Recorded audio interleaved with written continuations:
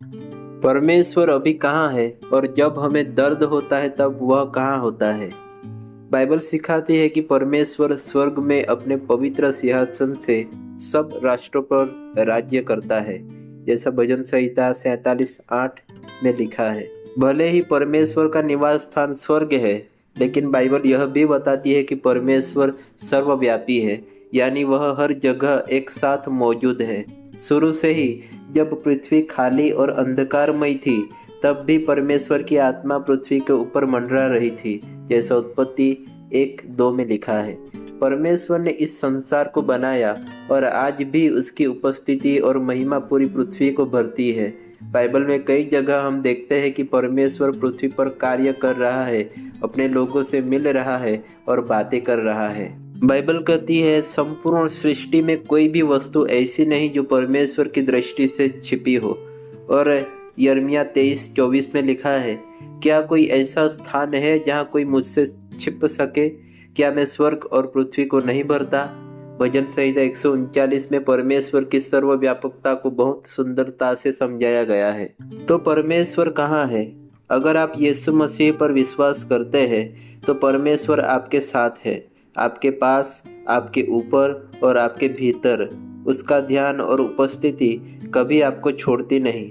अगर आप यीशु मसीह पर अभी विश्वास नहीं करते तो परमेश्वर आपके सामने है, आपको बुला रहा है, आपको अपने प्रेम, दया और क्षमा का अनुभव देने के लिए आमंत्रित कर रहा है।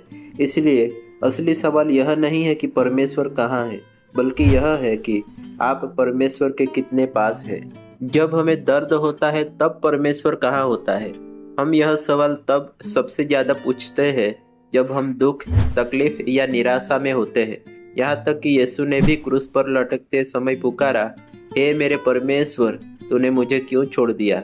उस समय ऐसा लगा जैसे परमेश्वर ने यीशु को छोड़ दिया है, पर सच्चाई यह है कि परमेश्वर ने उन्हें नहीं छोड़ा, बल्कि उसी दुख के बाद उन्हें महिमा मिली, जैसा रोमियो 4:24-25 में लिखा है।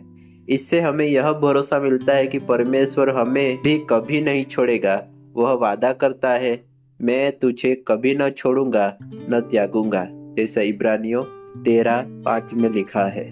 जैसा कि जॉनी एरिक्सन टाडा ने कहा है, परमेश्वर कभी कभी वह अनुमति देता है जो उसे अच्छा नहीं लगता, ताकि वह कर सके जो उसे प्रिय है। हम क्यों भरोसा रख सकते हैं?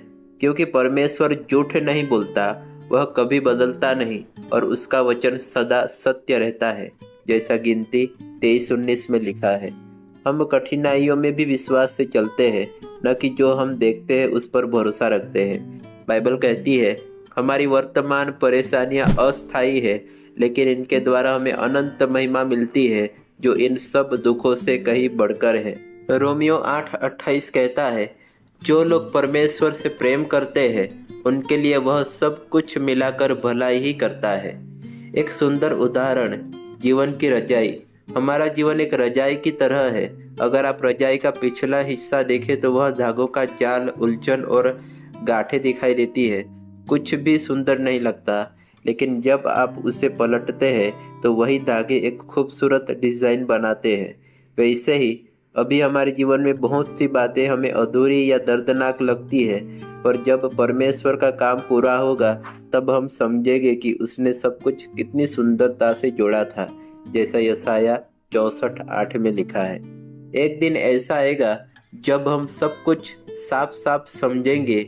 इसलिए जब आपको लगे कि आप परमेश्वर का हाथ नहीं देख पा रहे तो उसके दिल पर भरोसा रखें, वह आपको कभी नहीं छोड़ेगा। और जब आपकी ताकत खत्म हो जाती है तब उसकी ताकत आपके भीतर पूरी तरह काम करती है, जैसा 2 कुरिन्थियों 12:9-10 में लिखा है। आमीन।